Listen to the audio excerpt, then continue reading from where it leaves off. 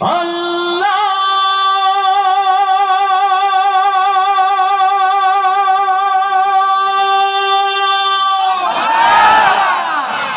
তুমি কি শোনো নাই কান্না আরশের মালিক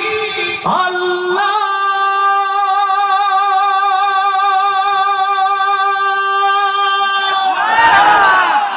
তুমি কি শোনো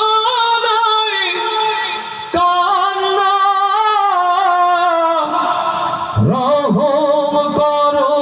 তুমি রহম করো ঢেলে দাও তোমারি করুণা আজ মাসিক হতে মাগরিব সিবালুন হতে জুনুবুন